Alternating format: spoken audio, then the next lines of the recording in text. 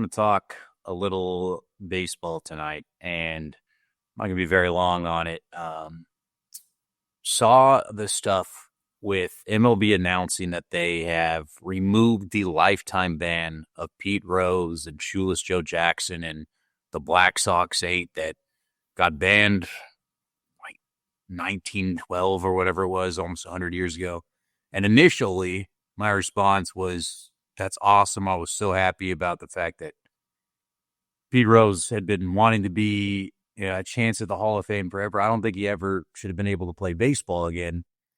But he's the all-time hit king. He was a guy that you never doubted his effort out there. It was different than Shoeless Joe Jackson and the rest of these guys that had intentionally thrown games. It was a guy that had bet money on outcomes of games, and he said he always bet for his team to win. Whether that's true or not, I'm not sure. But it was a guy that, if you measured off of his effort was never lacking. He never cheated while he was out there. He just bet on baseball, which is obviously something you cannot do and you should not be able to play, but he never should have been banned on the opportunity of making the Hall of Fame. So initially, I thought it was great and amazing that he finally, baseball had finally woken up and gave him that, because it's been such a problem with baseball for so long, is that these guys making the decisions are the gatekeepers are of the last generation or the generation before that a lot. And that's how Barry Bonds doesn't get into all these guys, that they are so dead set on looking at the integrity through their lens, even though they've let guys in that have done a lot of drugs, guys that have had a lot of criminal history. All of that doesn't affect the integrity of the game, but they're going to decide, because they also, and a big factor is, they don't like a lot of the guys that are getting caught up in it. So I thought finally for a split second, this is great. They actually let it in. Then I remembered something. Pete Rose died last year. This was a lifetime ban in every sense of the word, because they waited until he had died before they decided to lift the ban. And a guy that his biggest dream was to make it into the Hall of Fame, and he always talked about how much that meant to him. It's not like Bonds, who Bonds has said he's fine and content with the fact that he's not going to get in because he knows he's comfortable with his resume and everything else. This was a guy that pleaded for the opportunity, and that was his last real wish. They never even gave him the opportunity. They waited until he died before they said it. That's so unbelievably baseball and so just horrific in so many ways for them to do that. And then to go out and read the comments that Rob Manfred came out and had said about the entire deal is just kind of disgusting.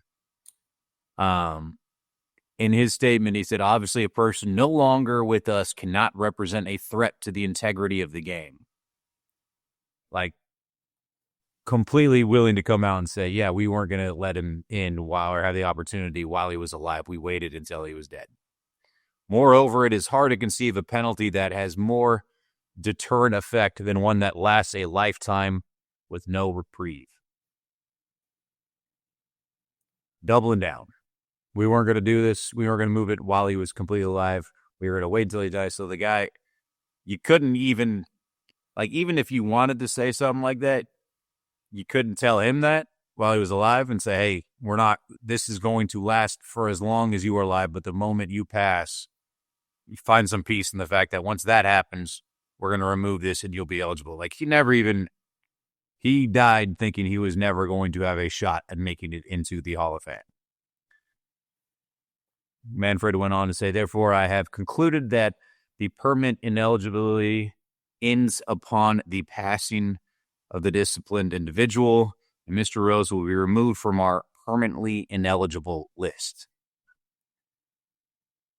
It's kind of sickening how bad he wanted it, how much he did for the game and represented, the Reds in that way. I understand what he did was cheating and he should never been able to play again. I'm not saying that. But it's different than Shoeless Joe Jackson. Those are the guys. He didn't throw games. He bet on other games. And if you take him for everything he said and you have some clarity because you can't point at situations where he was throwing games, the guy just bet on baseball. He should never be able to play. But to hold him out of the Hall of Fame and something that mattered that much to him, and to just to connive in the background and to just be that the knife in the back of just waiting until he actually died and then coming out and saying, yeah, we did that. Yeah, we were waiting for that because we didn't want him to even know when he was alive that he was going to get this opportunity. It's kind of disgusting to me. And it illuminates and highlights a lot of the things that modern day fans have a problem with the older generation gatekeepers. There's a lot of problems with baseball.